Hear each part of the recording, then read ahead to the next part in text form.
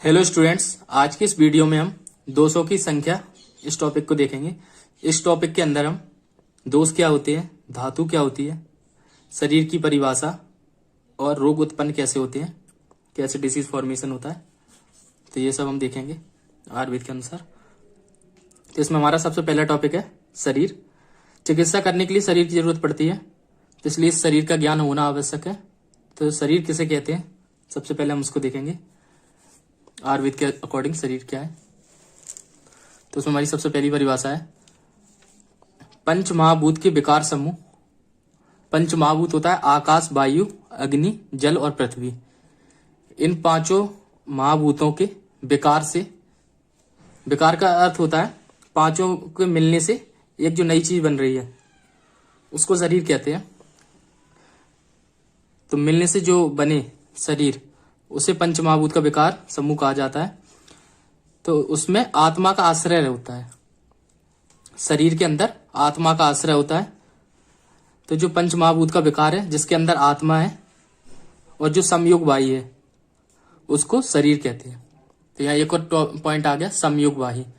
तो समयोग वाही का अर्थ होता है सम का मीन्स बराबर, योग मीन्स जोड़ना और वाही मीन्स वहन करना। तो जो पंच महाभूत को और आत्मा को दोनों को समान रूप से वहन करने का कार्य करता है उसको शरीर कहते हैं। तो शरीर पंचमहाभूत और आत्मा दोनों को वहन करने का कार्य करता है। तो इसका हम श्लोक देखेंगे। ये श्लोक इंपॉर्टेंट है, आप लोग इसे याद कर लें। तत्र शरीरम चेतना अधिष्ठानाम भूतम पंच महाभूत विकार समुदायत्वकम संयोग वाही। चरक संहिता शारीर स्थान के 6वें अध्याय का श्लोक है। तो तत्र शरीरम चेतना अधिष्ठानाम भूतम, तो इसमें से चेतना लेके ये आ से अधिष्ठान बनेगा भूतम। तो शरीर चेतना का अधिष्ठान है, घर है। तो शरीर आत्मा का घर है, पंच महाभूत का विकार है। पंच महाभूत विकार इनके दोनों को समुदायत्वकम समान रूप से वहन करने को ही शरीर कहा गया, जिसमें पंच महाभूत और आत्मा दोनों। तो इन दोनों को ही आचार्यों ने षड धातु पुरुष भी कहा है। पंच महाभूत और आत्मा इन दोनों को ही मिलाकर 6 चीजें हो जाती हैं, तो इसको षड धातु बोला गया, षड धातु पुरुष। पंच महाभूत में 5 महाभूत हो गए, आकाश, वायु, अग्नि, जल और पृथ्वी। 6वां हो गया आत्मा। तो ये 6 चीजों को जोड़ने से षड धातु पुरुष भी बोला गया इसको। अब हम देखते हैं शरीर का मूल। शरीर की परिभाषा के बाद हम शरीर के मूल की परिभाषा देखेंगे। दोष धातु मल मूलम ही शरीरम, अर्थात दोष धातु और मल ही शरीर के मूल है। तो मूल का अर्थ होता है जड़। तो जिस प्रकार वृक्ष जड़ पर स्थित रहता है उसी प्रकार वात, पित्त, कफ, त्रिदोष पर, धातुओं पर और मल पर यह शरीर स्थित रहता है। यही शरीर को धारण और पोषण करते हैं। अब हम एक एक करके दोष धातु और मल की परिभाषा देखेंगे कि ये क्या होता है और इसके कितने भेद होते हैं। तो सबसे पहले दोष को देखते हैं। दोष की परिभाषा है दूष्यंती इति दोषा, जो शरीर को दूषित करे वह दोष है। तो इस यह दूष्यंत में इति शब्द जुड़ने से बना है, दूष्यंत इति दोषा। तो दूषित करने से इसे दोष कहा गया है। ये शरीर को दूषित करता है, शरीर के अंदर धातु और मल को दूषित करता है, तो इसलिए इसको दोष कहा गया है। तो ये दोष 2 प्रकार के होते हैं, एक शारीरिक दोष और एक मानसिक दोष। शारीरिक दोष में आते हैं वात, पित्त और कफ। मानसिक दोष में आते हैं सत्व, रज और तम। दूषित से मीन्स रहता है कि ये रोगों को उत्पन्न करते हैं, ये डिसीज पैदा करते हैं शरीर में, इसलिए इनको दोष कहा गया है। जैसे कि हीमोग्लोबिन का लेवल कम कर देंगे, ज्यादा कर देंगे। तो ये अलग अलग दोषों का अलग अलग। दूसरा आता है धातु। धातु का अर्थ है देह धारणात् धातुः, जो देह का धारण करे वह धातु है। तो शरीर को धारण करने से धातु कहा गया है। तो एक स्टेबल कंडीशन में, हेल्दी कंडीशन में शरीर को बनाए रखने का काम धातु करता है। तो ये बॉडी को मेंटेन करता है धातु। तो धातु 7 प्रकार की होती है, रस, रक्त, मांस, मेद, अस्थि, मज्जा और शुक्र। ये 7 धातुएं मानी गई हैं आयुर्वेद में। ये 7 धातुओं का कार्य शरीर को मेंटेन करना है, धारण करना है। अब हम मल की परिभाषा देखते हैं। मलिनीकरणात् मला, जिनके शरीर में रुक जाने से शरीर मलिन हो उसे मल कहते हैं। तो इसमें मूत्र, पुरीस और श्वेत ये तीनों आते हैं। इन तीनों के शरीर में अधिक देर तक रुक जाने से शरीर मलिन होता है। देखते हैं। विकारो धातु वैषम्य साम्य प्रकृति रुच्यते, सुख संज्ञ कर्म आरोग्यम विकारो दुखमेव च। तो इसमें पहला शब्द विकार, यहाँ विकार का अर्थ है डिसीज या रोग। दूसरा है धातु वैषम्य, धातुओं का विषम होना। सम होना मीन्स मेंटेन रहना, विषम मीन्स इम्बैलेंस हो जाना, अपनी एक आइडियल उसमें स्टेज में न रहना। साम्य का अर्थ होता है स्टेबल रहना, अपनी आइडियल स्टेज में रहना। प्रकृति और इच्छिति, तो जब धातुएं विषम हो जाती हैं, इम्बैलेंस हो जाती हैं, तो वो रोगों की उत्पत्ति करती हैं। वही धातु जब साम्य होती हैं तो वह डिसीज का फॉर्मेशन नहीं करती, आरोग्य का कारण होती हैं। तो सुख आरोग्य का कारण है और विकार दुख का कारण है। तो धातुओं का विषम होना, कम या ज्यादा होना रोगों का कारण है, उनको रोग कहा जाता है। धातुएं जब कम ज्यादा होती हैं तो उसी को रोग कहा जाता है, और वही साम्य होने पर आरोग्य कहलाती है। आरोग्य ही सुख है और रोग को ही दुख कहा गया, विकार को। ये श्लोक, अब हम एक इंपॉर्टेंट श्लोक देखेंगे। विसर्ग आदान विक्षेपे सोम सूर्य अनिल यथा धारयंती जगत देहम कफ पित्त अनिल तथा। तो इसमें सोम सूर्य अनिल जिसको कोरिलेट किया गया है कफ पित्त और वात से। तो जिस प्रकार संसार में चंद्रमा, सूरज और वायु है, उसी प्रकार शरीर में कफ पित्त और वात है। यहां पर विसर्ग आदान और विक्षेप आया है, जिसका अर्थ होता है, विसर्ग का अर्थ होता है शरीर को जलयांश देना।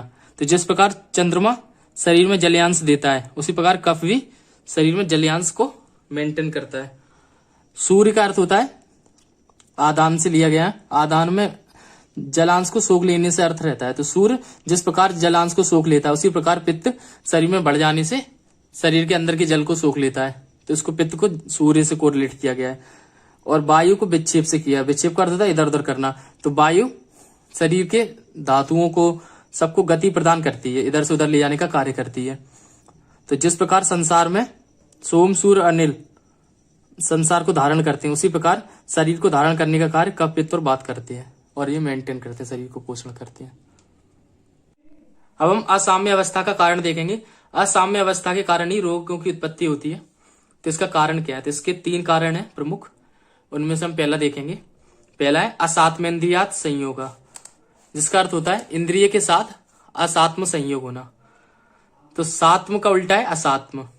सात्म मीन्स होता है हितकर, जो हेल्दी हो, और असात्म का अर्थ होता है जो अहितकर हो, जो रोगों की उत्पत्ति करे। तो इंद्रिय, अब दूसरा वो आता है टॉपिक कि इंद्रिय क्या है और उसके विषय क्या है। तो शरीर के अंदर 11 इंद्रिय होती हैं, 5 ज्ञान इंद्रिय और 5 कर्म इंद्रिय, और 11वीं इंद्रिय होती है मन, उभय इंद्रिय कहते हैं जिसको। तो इंद्रियों का अपने विषय के साथ या तो अतियोग हो जाए, या अयोग हो जाए, या मिथ्या योग हो जाए, तो वह रोगों की उत्पत्ति का कारण होगा। अतियोग होना, अयोग होना, या मिथ्या योग होना। तो हम एग्जाम्पल पे लेंगे, जैसे आंख चक्षु इंद्रिय या कान कर्ण इंद्रिय, इनका विषय रहेगा शब्द और रूप। कर्ण के द्वारा जो शब्द सुने जा रहे हैं ध्वनि, और आंखों के द्वारा जो रूप या दृश्य विषय है इसका। तो जिसमें पहला पॉइंट है अतियोग। अतियोग का अर्थ है बहुत लंबे समय तक किसी चीज को देखना या सुनना। जैसे बहुत समय तक म्यूजिक सुनना, या एक ही दृश्य को बहुत देर तक देखते रहने से, ये इंद्रिय का अतियोग हो गया। अयोग में आएगा बिल्कुल नहीं देखना या सुनना। कोई आदमी बिल्कुल ही देखना बंद कर दे या सुनना बंद कर दे, जैसे अंधेरे में रहना चालू कर दे, तो वो अयोग हो जाएगा इंद्रियों का। फिर जब वो बाहर निकलेगा तो उसको रोगों की उत्पत्ति हो जाएगी। तीसरा होता है मिथ्या योग। मिथ्या योग का अर्थ होता है जो सुनने या देखने योग नहीं है, उसको देख रहा है या सुन रहा है।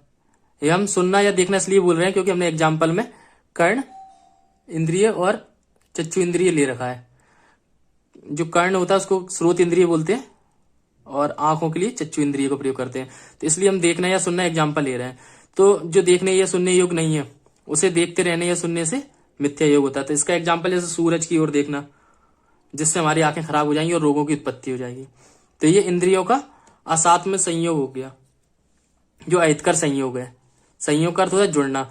तो इंद्रिय जिस विषय के साथ जुड़ रही हैं उसके साथ जुड़ने से शरीर को अहितकर हो तो वो असात्म संयोग हो जाएगा। दूसरा पॉइंट है रोगों की उत्पत्ति में प्रज्ञा अपराध। प्रज्ञा अपराध का अर्थ होता है बुद्धि के द्वारा जानकर किया गया अपराध। जैसे कि चोरी करना गलत है, यह पता है, उसके बाद भी चोरी करना, ये प्रज्ञा अपराध में आएगा। तो बुद्धि को पता है क्या सही है क्या गलत है, उसके बाद भी कोई गलत कार्य करना प्रज्ञा अपराध कहलाता है। तो यहाँ आयुर्वेद के अनुसार ये इस तरीके से रहेगा, जैसे अहितकर खाना, पता होने के बाद भी हम अहितकर खाना खाते हैं, परहेज नहीं करते हैं, तो ये प्रज्ञा अपराध होगा, तो जो रोगों का कारण होगा। या जैसे दिन में सोना, दिन में सोने से रोगों की उत्पत्ति होती है, ये पता होने के बाद भी दिन में सोने से प्रज्ञा अपराध कहलाएगा और रोगों की उत्पत्ति हो जाएगी। तीसरा है परिणाम।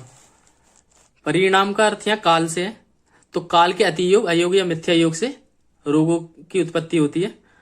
तो अतियोग से जैसे गर्मी की ऋतु में गर्मी का ना पड़ना, ग्रीष्म ऋतु में गर्मी का ना पड़ना, ये अतियोग हो गया। अयोग हो गया वर्षा ऋतु में वर्षा का ना होना। और मिथ्या योग में हो गया जिस ऋतु में जो होना था वो उस ऋतु में ना होगा, किसी अन्य ऋतु में हो रहा है।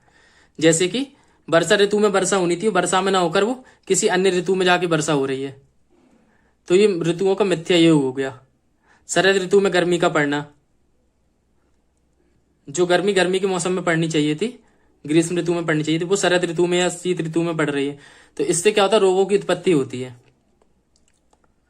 तो ये तो ऋतुओं का अपने में कम होना, अति योग में अधिक होना, और मिथ्या योग में जिस ऋतु में होना चाहिए उस ऋतु में न होकर किसी अन्य ऋतु में होना, ये काल का अति योग, अयोग या मिथ्या योग कहलाता है, जिसको परिणाम कहते हैं। ऐसी और वीडियो देखने के लिए हमारे चैनल को सब्सक्राइब करें। Thank you for watching.